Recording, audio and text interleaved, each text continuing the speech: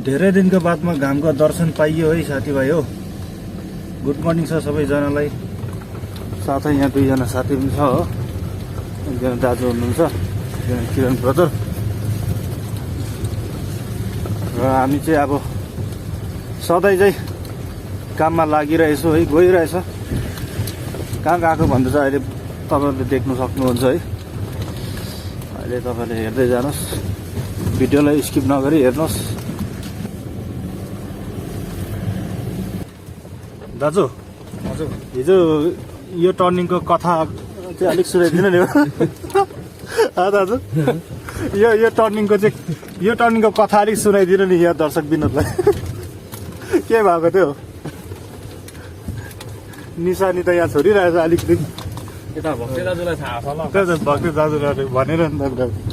आनुमले चाहिँ के भन्यो अरे दाजु? आनुमले अँ आधी मुटु गयो। ए आधी मुटु गयो भन्यो। एकछिन त केटाहरू त खतरै भयो नि है। काम इन्जन भन्यो। अरे यो भयो अरे के मान्छे अमिलो थुक आएर नि एकछिन त हो। पुरा जाडो महिनामा चिसो पानीमा डुबा आधी घन्टा जस्तो डुबाएर निकाल्दा कस्तो देखिन्छ? त्यस्तै भयो अरे कि के गर्नु मेरो त आधी मुटु नै गयो नि हो। चिसो भयो नि मान्छे त भर्खर फर्किँदो रहेछ अरे नि। साह्रो छ है गाडीमा हिँड्नु। गाडीमा 2 फिट अगाडिको टायर उड्दा साथी त आज त म त मर्यो भनेको त धन्न बाँच्यो नि हौ भन्छ अरे।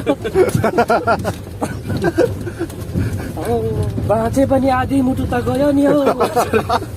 छक्कै पारेर सजिलो छैन है साथीभाइ हो यो रोडमा हिँड्नु चाहिँ। रिक्स चाहिँ एकदम मोलेर हिँड्नु पर्यो हो, बोन्ड साइन गरेर। एकदम कागज पत्रको आधारमा हुन्छ है, बोन्ड साइन गर्नु पर्यो। नभए आफै हो भने त के गर्नु अब। फेरि हाम्रो नि आधी मुटु गयो भन्ने हुन्छ है। आफ्नै हो भने त के गर्नु, त्यही हो नि होइन।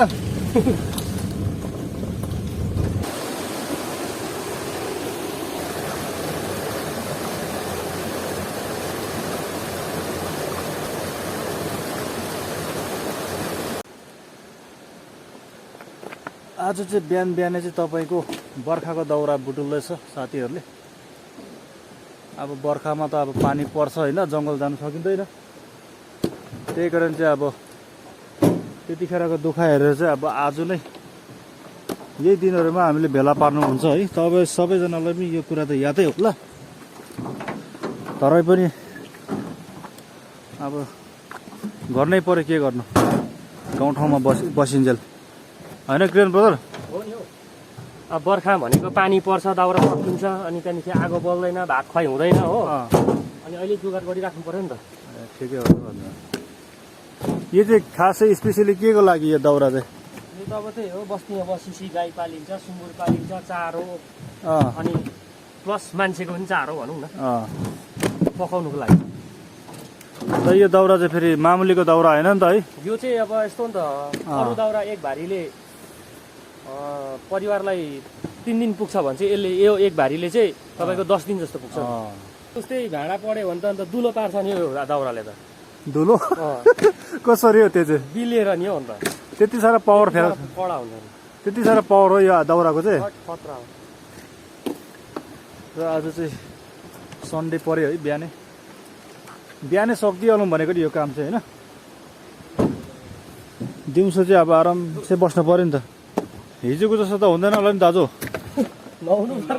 पर टर्निङमा। यहाँ चाहिँ अप्ठ्यारो हो दाजु है, यो जग्गा चाहिँ एकदमै अप्ठ्यारो छ। यहाँबाट चाहिँ हिजो हामीले आधी झारेर चाहिँ आधी फेरि आज लगेको है होइन किरण? बम्बई लक गरेको बङ्गाली लक। यो लक चाहिँ खतरा हो नि, फेरि जति ताने त्यति कसिन्छ होइन। आनुमले के भनेर हिजो यहाँ? आनुमले आधा मुटु गयो नि हो भन्दै थियो। आधी मुटु गयो नि हो भनेर हो। किरण बाजे झन् हाँसौँ त्यसलाई हिजो है, हाँसौँ त्यसलाई जोक्सीदार बनाउँदै। यो चाहिँ हुनुपर्ने धेरै छ नि, जोक्स बनाउँछ नि केटाले। बाटोको अवस्था चाहिँ यस्तै छ। यो सानो गाडी चाहिँ बिल्कुलै यहाँ बाटो नहिँड्नु होला है। यो अलि क्यामेरामा हेर्दा साधारण देख्छ, तर यो एकदमै यो यसको रुटको एलाइनमेन्टै छैन है। अब यो ढुङ्गा त यतिकै छोड्नु पर्यो नि त होइन। ल अब चाहिँ लाग्यो ल अरू ल। अन्त अब आजभन्दा निकै पहिला अगाडि त्यति बेला भनौँ आजभन्दा 11 वर्ष अगाडि 11 वर्ष अगाडिको कहानी काम गर्दै थियौँ माथि कि रक्सी खाइन्थ्यो त्यति बेला। अन्त त्यहाँदेखि भर्खर बाइक किनेर ल्याएको थियो 15,000 मा। 15,000 पाएको 15,000 मा चाहिँ बाइक किनेर लगेर चाहिँ सिक्दै थियौँ। सिकेर 3 दिन मात्रै भएको थियो। अनि त्यहाँदेखि माथि आनन्द भाइचुङकोमा गएर चाहिँ आधी बोतल रम खाएर बसिरहेको थिएँ। साथीले बाइक लिएर गयो, फर्केर आएपछि कहिले त भन्यो नि त। त्यसले भनेको मातेको 600 नफुदा भने। यहाँले न मेरो बाइक मेरो चाबी तँ किन दादा हुन्छस् यहाँले भनेर चाहिँ मालिक म आफै हो होइन। मालिक म आफै हो यहाँले भनेर चाहिँ मेरो पालो दादा भएर लगेर गयो। टक्कै माथि गुम्पा डाँडाको त्यो टर्निङ छैन, अप्ठ्यारो टर्निङ 3 नम्बरमा चाहिँ स्पिड गएको टर्निङ काटिँदैन रहेछ। के टर्निङ काटिन्छ, स्वातै उडेर हुँदो स्वातै गइदो गयो। परेङ गाडीमा कसल्याङ गरिदो गयो। आम्मामा थर काटेर छ नि बिजोको अन्त। दुईजना छ साथी त यसो हेरेको त साथी त माथि रोडमै छोडिएछ, अघि उफ्रेछ। त्यसलाई चाहिँ थाहा भएछ कि अब यसले हाल्यो भनेर। अनि तिन फुल अन्त एस्कुलेटर गरेर गएको त्यो गुम्बा डाँडाको टर्निङ कति भाँचेको छ त। अब भर्खर सिक्दै गरेको 6 दिन मात्रै भएको थियो बाइक सिकेको। अलिअलि यसो खासमा चाहिँ 1 नम्बरमा उठाएर कुद्ने मात्रै भएको थियो। अब त्यो मेन रोडमा निक्लिएर राम्रो भेट्दाखेरि चाहिँ 1 देखि 2 लगाएँ, 2 पनि चापेर चाहिँ 3 पनि लगाएर चाहिँ गाकै गरेको नि त। स्वाटै नि हो डाँडा त। यसो हेरेको त काउलोको रुख रहेछ कि सानो। हो त्यो कुरा च्याप्पै समायो नि त। बाइक त स्वाटै गयो, म चाहिँ काउलोको रुखमा छाती ठोकेर बिजोग्ने हो अन्त। भोलिपल्ट हेरेको त यस्तो प्लुट पिल्सेछ अरे काउलोको रुख ठोकेर कि। एक्सिडेन्ट परेन अन्त एक्सिडेन्ट गर्नु त्यस्तो त केही भएन, दग्दी पनि भएन कि। पहिला चाहिँ हातले समाएछु नि त, च्यापै फेरि लिएर गएछ कि। काउलो ग्रुप पनि ठुलो होइन नि, सानो नि। काउलो पनि नुइयो नि त। त्यो काउलो पनि ठुलो हुनु र म ठोकिनु भन्दा म त्यहाँनिर बेहोस हुन्थ्यो होला कि। अन्त तर त्यस्तो भएन। त्यो मनेको टर्निङको त्यहाँनिर दोकान थिएन पहिला, त्यहाँनिर चाहिँ स्ट्यान्ड बनाएको थियो नि त राख्ने। अनि काम सकेर आएर त्यत्रो बस्ता माथि तिनटै एकछिनटै सबै घुमेर आएर त्यहाँनिर बाइक स्कुटर हाल्यो ग्यारेजमा हालेपछि स्कुटरको चाहिँ त्यो न्युट्रल गरिवरी एकछिन स्टार्ट राखेर छोड्ने बानी थियो उसको। अनि त्यहाँदेखि चाहिँ न्युट्रल गरेर चाहिँ अनि ग्लासमा चाहिँ भ्या पारेर छोड्ने बानी थियो नि त। अनि उसले चाहिँ त्यो दिन चाहिँ न्युट्रल गरेर चाहिँ बिर्सेछ नि त।